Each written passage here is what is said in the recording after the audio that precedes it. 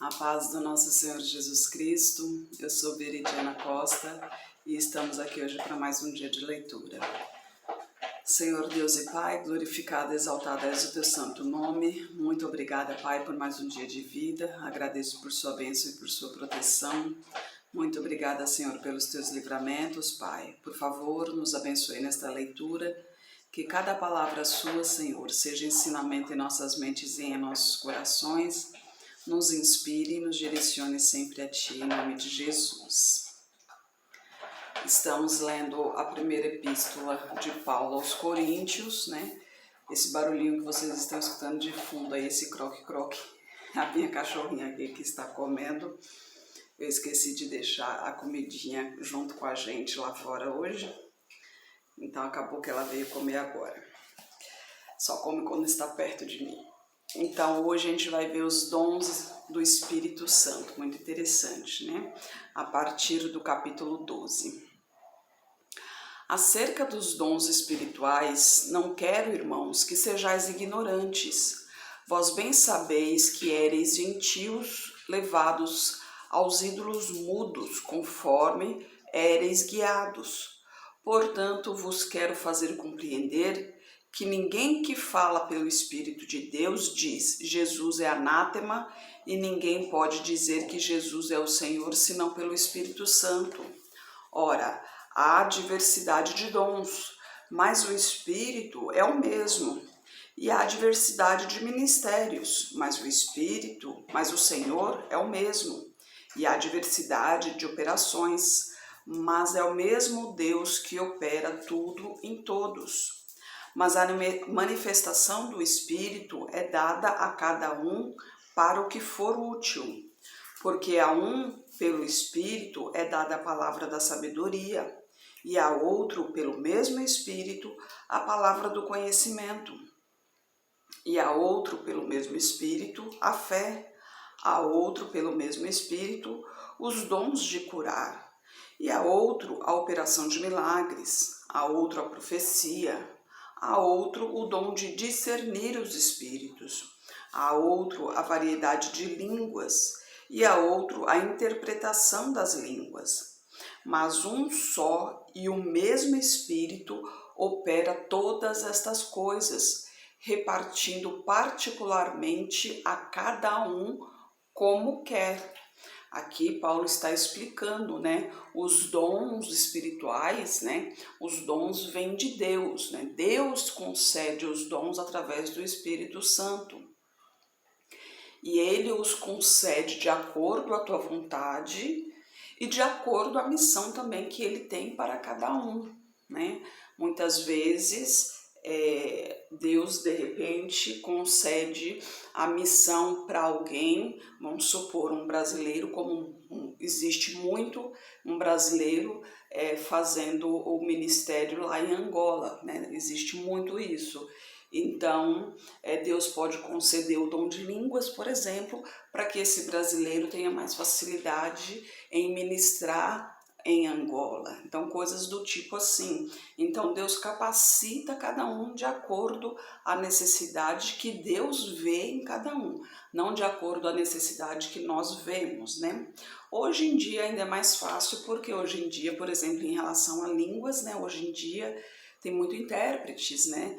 Hoje a língua já não é mais uma dificuldade de comunicação, porque existe conhecimento, sempre tem intérpretes, onde vai, tem pessoas, tem bilíngues, até poliglotas, né, que falam várias línguas, mas naquele tempo não, dificilmente se achava alguém que falasse uma língua diferente, né, um bilíngue era muito raro, então o dom de língua se fazia necessário.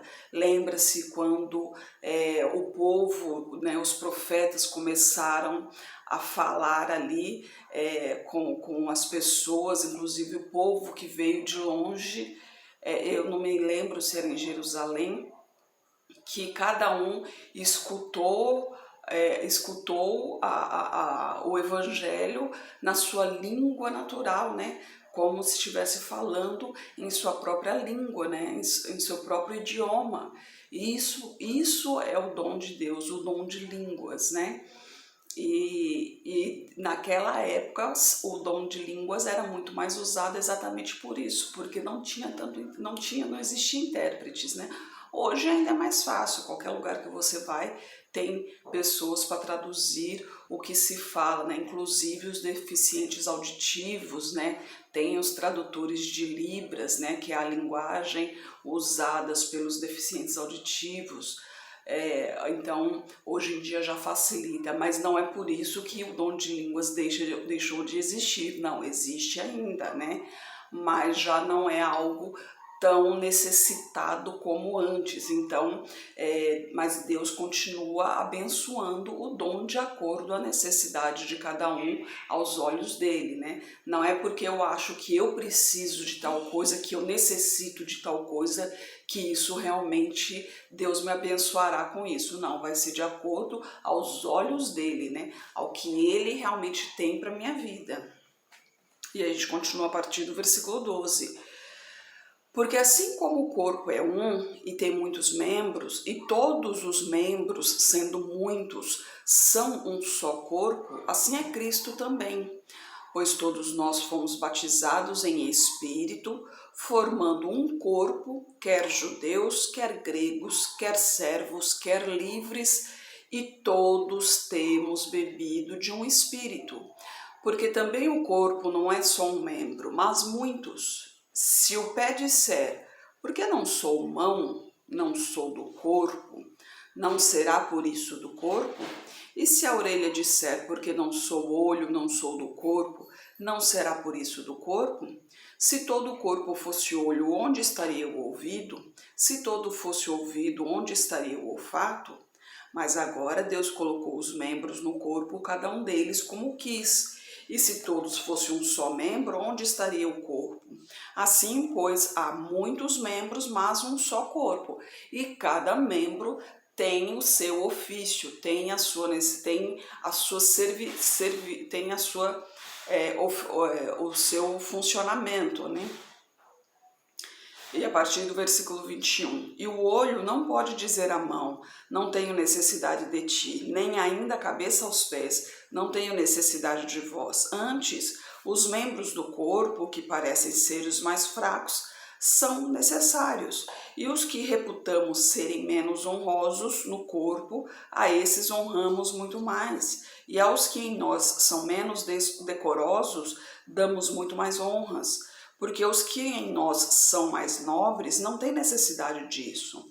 Mas Deus assim formou o corpo, dando muito mais honra ao que tinha falta dela, para que não haja divisão no corpo, mas antes tenham os membros igual cuidado uns com os dos outros, de maneira que, se um membro padece, todos os membros padecem com ele.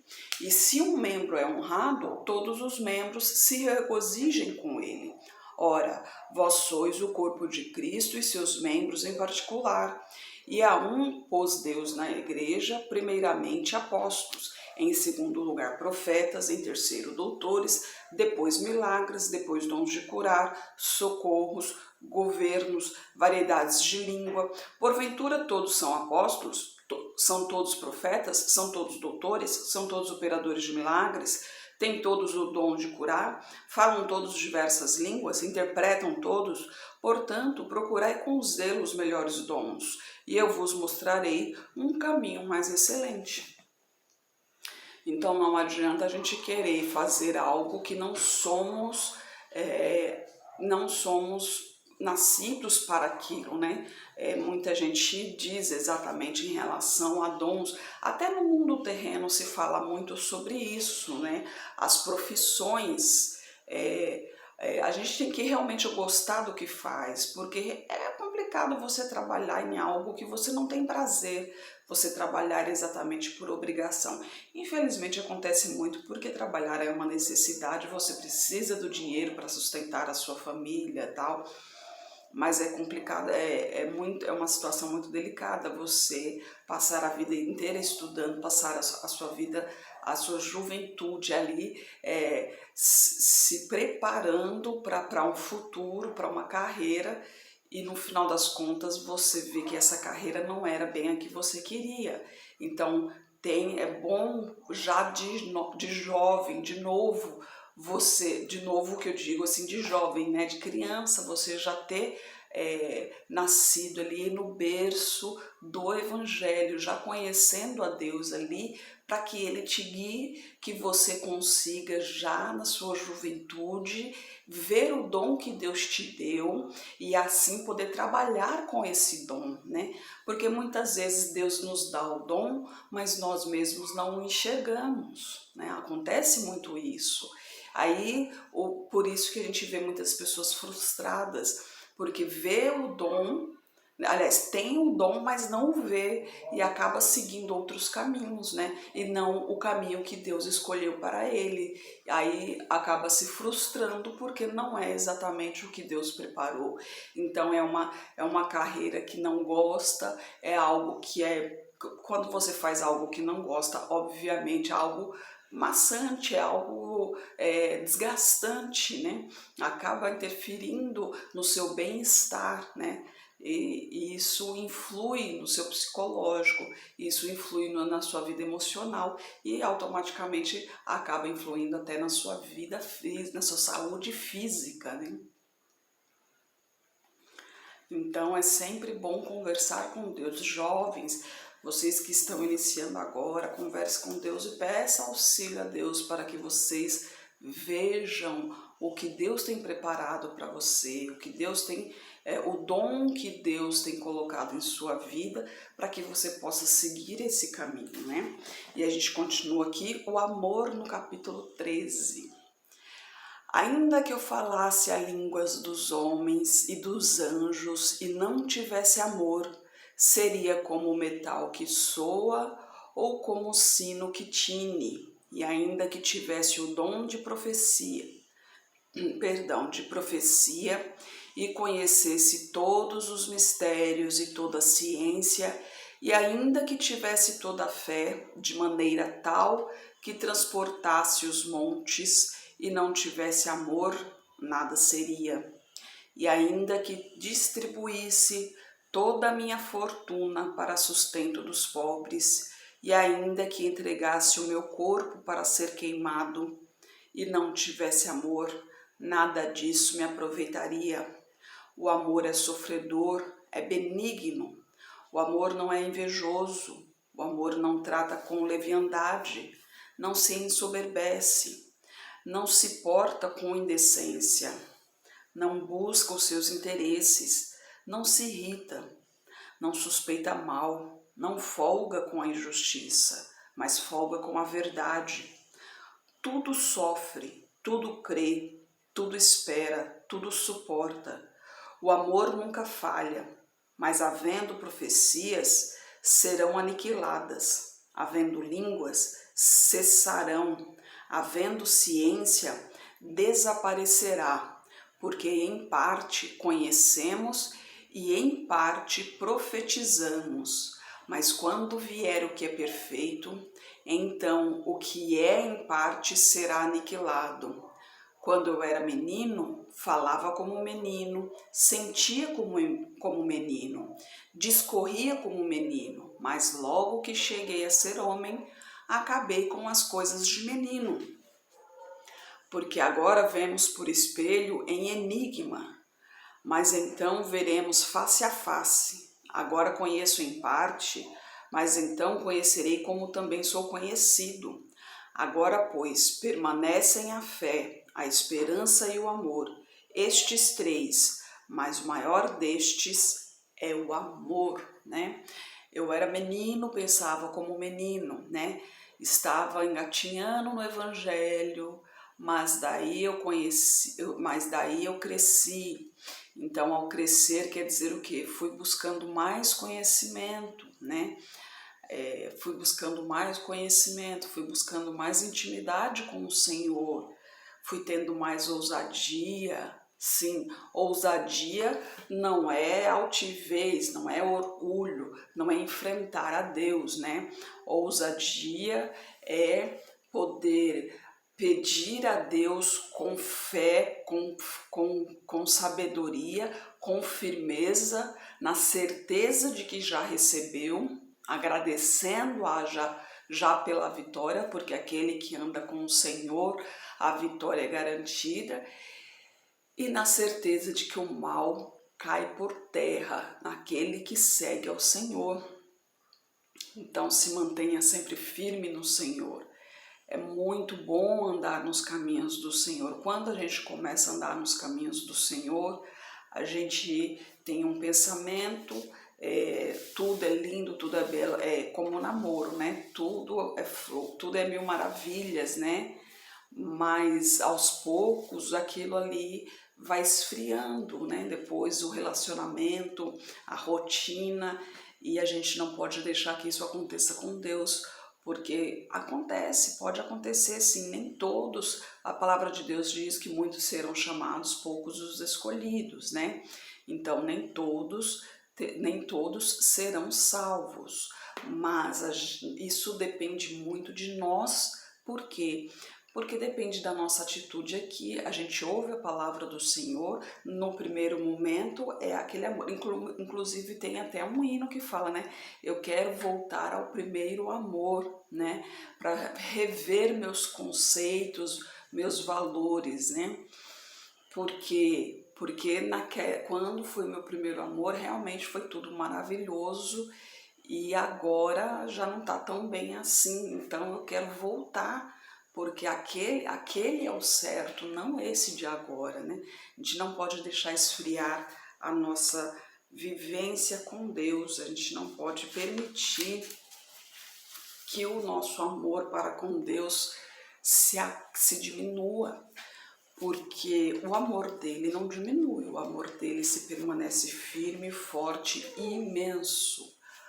Mas o nosso amor diminui, né? O nosso amor esfria. Essa pandemia, por exemplo, muitos deixaram de ir à igreja, culpada também, acabei deixando de ir à igreja, acompanho pelo YouTube, mas não é a mesma coisa, né? Não é a mesma coisa de você estar lá junto com os irmãos, sentindo ali a presença do Senhor, porque embora Deus diz que não habita em templos feitos por mãos humanas, mas a palavra de Deus diz também que onde dois ou mais falarem em meu nome, lá eu estarei. E quando um lugar é usado somente para cultuá-lo, a essência do Senhor fica ali. Então, ao entrar ali, ao entrar na casa do Senhor, a gente sente já a diferença, a gente sente a essência do Senhor ali. E isso é maravilhoso. A gente não pode deixar, a partir do momento que você entra na casa do Senhor e você não sentir essa essência, então é que o seu amor está diminuindo. Então está na hora de você conversar com Deus e pedir para que Ele reaviva esse amor. Nós somos assim, a nossa tendência é essa mesmo, é natural de nós mesmos, de esfriarmos com o tempo. Mas a gente não pode deixar acontecer isso com o Senhor, porque Deus nos amou de tal maneira que enviou o seu Filho unigênito para que padecesse e nos redimisse do pecado. Então, Ele nos amou primeiro, né? Ele se sacrificou primeiro por nós. E Ele não pede nada em troca, Ele só pede para segui-lo. Então, vamos adorar ao Senhor em verdade e em espírito. E vamos, se você sentir que está esfriando, converse com o Senhor, peça ao Senhor para que Ele reavive esse amor, para que Ele reaviva essa fé. Porque a primeira coisa que o demônio quer é que você perca a sua fé. Perdendo a fé, pronto, se afastou completamente de Deus, né? Perdendo o amor, diminuindo o amor, e a fé começa diminuindo esse amor. Diminuindo o amor, você vai se distanciando, automaticamente você se distancia. Então não permita que isso aconteça. Se mantenha firme no Senhor, se mantenha sempre ao lado do Senhor, porque o Senhor está o tempo todo com as mãos estendidas para você. Mantenha-se firme no caminho do Senhor, para no dia da salvação Ele poder te puxar, né? Ele poder te puxar para o reino dele, porque a mão estará estendida e no dia da salvação, se você se permanecer no caminho dele, a sua mão também estará estendida. Permanecendo firme no Senhor, as coisas são mais fáceis, sim. Né? Muita gente, você não vai deixar de passar por problemas, né? O demônio faz as pessoas os ímpios, né? As pessoas que não servem ao Senhor, fazem eles questionarem. Ah, mas você não é crente? Ah, você não é cristão? Como que você está passando por isso? Sim, somos cristãos, mas não somos imortais. Nós ficamos doentes também, nós temos que trabalhar também. Dinheiro não cai do céu, dinheiro não nasce em árvore, entre aspas, né? Porque afinal de contas, dinheiro é papel, papel vem da árvore, né? Só uma brincadeirinha para relaxar. Mas a questão é que o demônio, ele quer influenciar as pessoas a todo custo para que as pessoas se afastem de Deus. E a gente não pode permitir que isso aconteça. Nós temos que estar preparados para nós, para a nossa família e para aquele que vem com dúvidas, querendo buscar a Deus, mas que está cheio de dúvidas. Então a gente tem que estar preparado para essa pessoa também, para que a gente possa ser um vaso nas mãos do Senhor. Não somos nós que seremos a direção para essa pessoa, nós seremos somente o intermediador ali, porque quem falará por nós vai ser o Espírito Santo, porque no momento certo que precisar de falar alguma coisa, a gente tem que ter em mente que quem fala é o Espírito Santo, e a gente tem que pedir para ele nesse momento: Espírito Santo, usa-me para proclamar a palavra do Senhor, para alcançar essa alma para o Senhor. E assim Deus faz a obra dele, né? E que o louvor, que a honra e a glória seja dada totalmente a ele. Só lembrando mais uma vez, gente, domingo eleição, não se esqueça de preparar toda a sua documentação aí.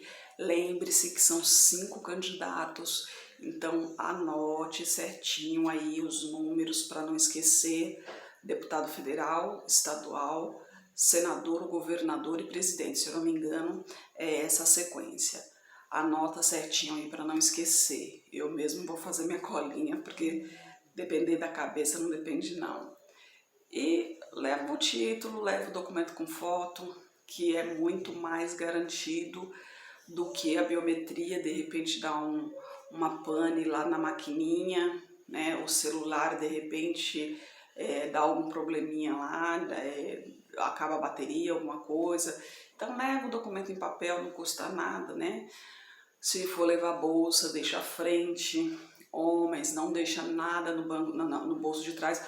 Uma coisa que eu esqueci de falar também: homens, carteira no bolso de trás, para quem dirige, acaba afetando a coluna também com o tempo. Se está duvidando disso, pergunte para o seu ortopedista, né?